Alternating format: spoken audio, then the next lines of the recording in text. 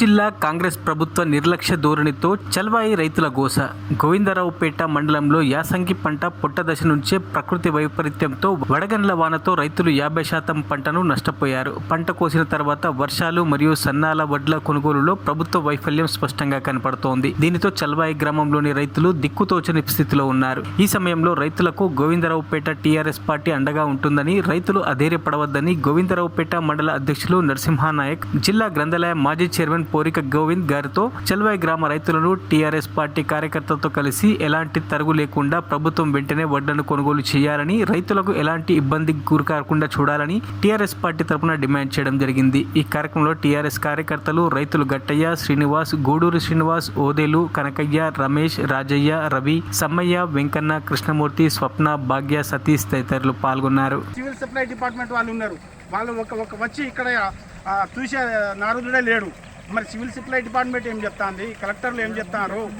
ఒకే పని మీద దృష్టి పెట్టుకొని ఉంటే ఇప్పుడు నిన్న గోగుపల్లిలో, ఎటునార మండలం గోగుపల్లిలో 300 బస్తాలు కాటబెట్టినాయి, మొత్తం నీళ్ళ పాలు అయిపోయినాయి. దీనికి మేము బీఆర్ఎస్ పార్టీ తరఫున తీవ్రంగా ఖండిస్తున్నాము. మరి ఉన్న అధికారులు ఏం చేస్తారో మాకు తెలుస్తలేదు. ఇక్కడ ఉన్న స్థానిక మంత్రులు కూడా వచ్చి రైతులను పరామర్శించే పరిస్థితి కూడా లేదు.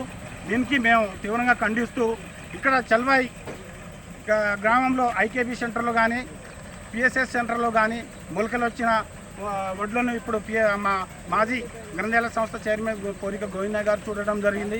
ఇక్కడ రైతులు గుడి శ్రీనివాసరావు గారు కానీ, ఇప్పుడు గోద కనకయ్య కానీ, ఇప్పుడు చుక్క గట్టయ్య కానీ, కాసర్ల రాజయ్య కానీ, మన మధ్య వెంకన్న కానీ, ఇక్కడ అందరు రైతుల మధ్యలో ఉన్నాం.